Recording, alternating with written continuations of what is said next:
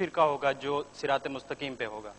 اب یہ جو ہم کس طرح یہ لائن ڈرا کریں ان 72 فرقوں میں کہ کون سا فرقہ ہے جو صراط مستقیم پہ ہے، اور میں بحیثیت ایک سنی، بحیثیت ایک شیعہ یا بحیثیت ایک اہل حدیث اس فرقے کو جس کی حضور صلی اللہ علیہ وسلم نے نشاندہی کہی ہے کس طرح اس کو کنفرم کر سکتا ہوں، اور کس طرح اس کی روایات کا مجھے پتہ چل سکتا ہے کہ وہ کون سا ہے؟ شکریہ. نعیمی صاحب.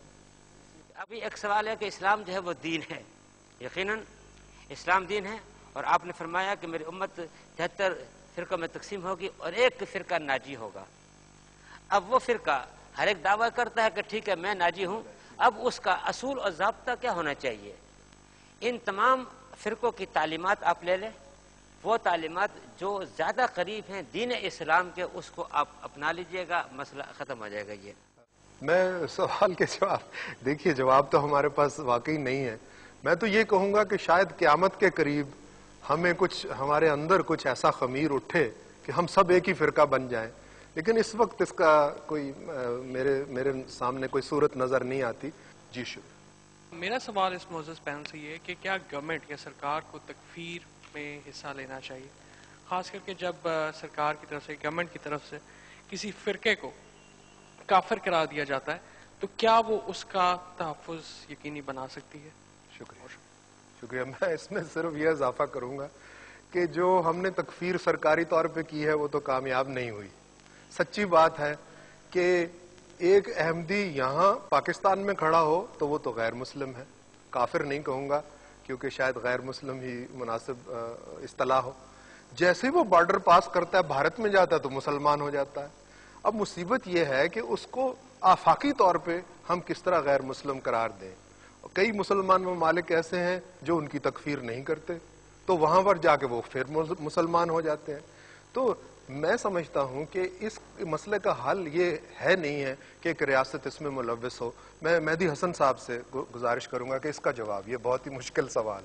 دیکھیے بات یہ ہے کہ کیا فرق پڑتا ہے، کوئی کسی کو کافر کہتا ہے یا غیر مسلم کہتا ہے یا مسلمان کہتا ہے، اس کا کیا اس شخص کی صحت پہ کیا اثر پڑتا ہے اگر اس کی جان کو خطرہ لاحق نہیں ہوتا. اس فتوے سے یا اس تکفیر سے اگر اس کی جان و مال کو خدشہ لاحق نہیں ہوتا تو کسی کے یقین کرنے سے یا نہ کرنے سے کیا فرق پڑتا ہے. دوسری بات یہ ہے کہ فرقوں سے اب اگر بن گئے ہیں، اور یہ اس لیے بن گئے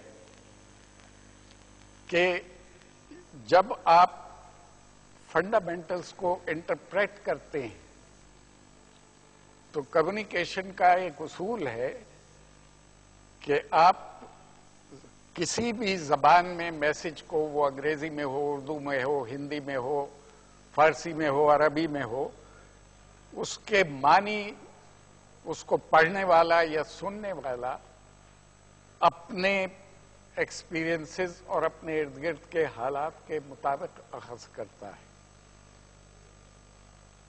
تو مختلف فقیہ جو ہیں حضرات، انہوں نے مختلف ادوار میں مختلف مقامات پہ بیٹھ کے جو انٹرپریٹیشنز کی، ان میں ایک دوسرے سے تھوڑا تھوڑا اختلاف موجود ہے.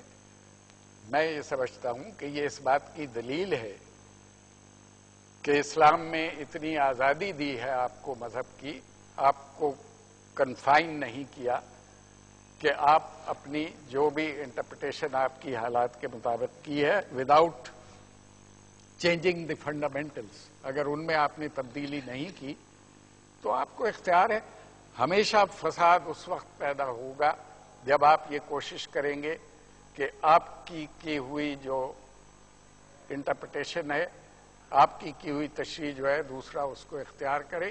آپ کو اپنا فرقہ مبارک، مجھے اپنا مسلک مبارک، دوسرے کے مسلک پہ بزور آپ تبدیل کرنے کی کوشش نہ کریں اور اس کی تکفیر نہ کریں.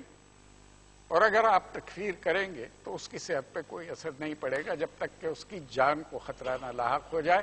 اگر جان کو خطرہ لاحق ہو تو اس کی ذمہ داری ریاست پہ عائد ہوتی ہے کہ وہ اس کی جان و مال کی حفاظت کرے. شکریہ. نعیمی صاحب، میری ایک مشکل ہے، وہ میں چاہتا ہوں آپ حل کیجئے کہ جس طبقے کی تکفیر ہو چکی ہے وہ سب میرے دوست ہیں.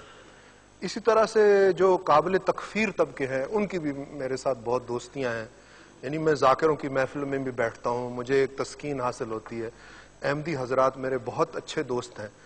کیا یہ میں غلط کام کر رہا ہوں, یا ریاست جو ہے وہ اس کے بارے میں کچھ کہہ سکتی ہے یا نہیں کہہ سکتی؟ معاہدات دوستی ہے. اب وہ مختلف فرقوں سے متعلق ہیں, ان کے ساتھ کیا کیا جائے؟ دو چیزیں ہیں. ایک دنیاوی معاملات.